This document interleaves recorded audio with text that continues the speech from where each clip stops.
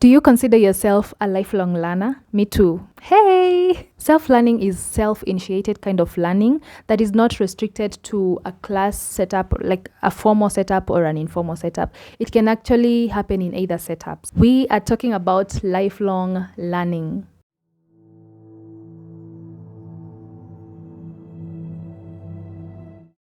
I'll start us off with a little bit about me.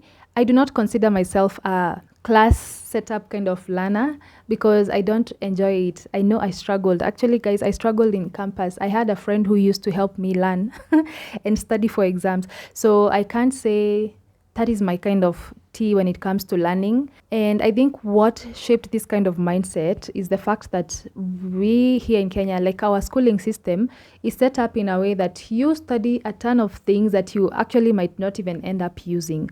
So when I think of learning, for me, I'm like, what? I am going to study units and courses that I might actually not even ever use in life. So I am a bit skeptical when it comes to class setups. I'm not dismissing it. There are actually people who prefer that kind of learning.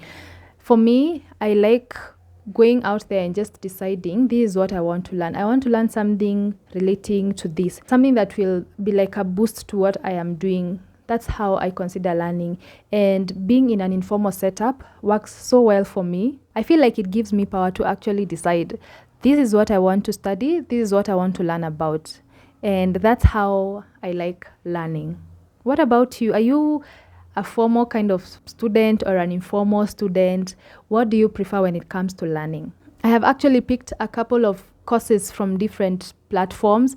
I have done editing in Skillshare and it has actually been a big boost even to me doing these videos on YouTube because it comes in handy when I am editing the videos. And other courses on Coursera that have been so beneficial for me. So that is me when it comes to learning. I am not dismissing a formal setup kind of learning because we have actually learned so many things from it. If you think about it, during exam time, for example, you learn how to think and be practical and try to apply the things that you've learned, especially when the questions are not that direct and you have to think back on what you've learned throughout the semester and then apply it. We human beings naturally have a curious mind, and that curiosity leads us to different places. It could be to having a conversation with a friend, family member, or different people just to get their insight on different topics. It can lead you to a Google search, to learn more about something. You could get even into an online course, or take a short course to acquire certain skills or interests. It can actually even lead you to a formal setup where you go back to pursue further learning, getting a PhD, a master's, a diploma, and all that. All this kind of learning is meant to give you some sort of expertise when it comes to a certain subject, right? For me, lifelong learning has propelled me to different places that I am super grateful for. And one of them is actually doing jobs that I didn't even think I would ever end up doing. I have learned to use apps and softwares that I didn't know of before. It has expanded my scope of knowledge when it comes to various subjects. For example, before creating a YouTube video, I definitely have to go and read a bit about it. And that is me expanding my scope of knowledge. That is a form of learning. And this gives you an upper hand when it comes even to social setups.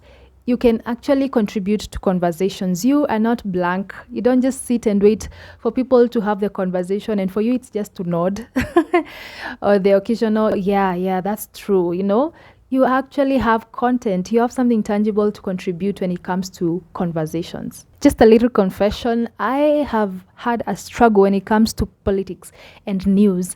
My goodness, I cannot tell you how many times I have actually decided to watch news just to get something and get ahead when it comes to politics. But man, it's not working. It's not working, but never say never, right? I have a dream that one day I will contribute to political conversations. That's a challenge for me, and I believe we have different places or areas where we are challenged when it comes to learning and you actually struggle with it. But let me tell you, your mind actually can take in anything. It can take in anything and it can actually learn whatever you put in it. So I'm not going to be hard on myself because I know I have not put in the effort as much. And also, let's say the interest is not really there. So it's a bit 50-50, but it's a challenge that I'm willing to take on. The other thing lifelong learning has allowed me to do is discover recipes and actually use them, you know. It's been amazing. Is it recipe or recipe? Yeah, that one. I have actually learned so many of them, and yeah, I'm excited to try something different even when it comes to cooking. So we can never rule out lifelong learning, whether we want to or not. I'm telling you, it's actually happening even when you are aware or not aware of it. Do you know you can even learn by just observing? And I guess this is just an encouragement to anyone who feels like they are stuck, like they are not progressing in any way. Believe me, you are doing something even when you do not know it. Just be very conscious. Try to be a bit conscious about things, and you will actually discover you are learning. You know, we can sometimes beat ourselves and think low of ourselves because we are not in a class setup like everyone else is. We are not doing a master's course or a diploma or a cert that someone else is doing, but you can actually embrace even the moments of silence to learn something, and that is a form of learning that we can never take for granted. The easiest way to go about it is think about your areas of interest. What things really keep you and give you the vibe, you know, and keep you psyched. Think about those things and see what you can add to it. If you are interested in beauty, you can go to the internet and read something extra about it, and that adds to your level of knowledge. At the end of the day, you are not the same person before you looked up that Google search. So you've actually improved, you've learned something. While all this is happening, all this learning good stuff and you are taking in a lot of knowledge is happening, just know that it needs to be tested. You need to apply it somewhere. You can't keep learning and then like that's it. That's as far as you can go. You actually need to apply it for it to be effective. If it's something you read on the internet, see how you can bring it in a conversation. But I'm not saying that you place things just randomly in a conversation. You are going to look like a clown in front of people, you know.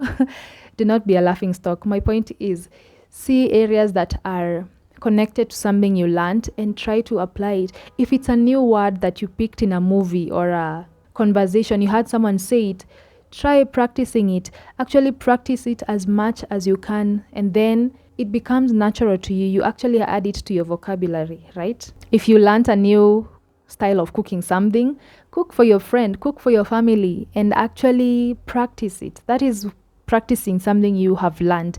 And the more you practice, the more it sticks, the more it becomes part of you. Just always make sure you are applying what you are learning. Well, thank you so much for watching, guys. If you learned something from this video, see what I did there. If you learned something from this video, consider giving it a thumbs up. And in case you haven't subscribed yet, please consider subscribing as well and turning on your notification bell so that anytime I put out something, you get notified of it. Yeah, and we keep growing and growing. Thank you so much and see you in the next video. Bye for now.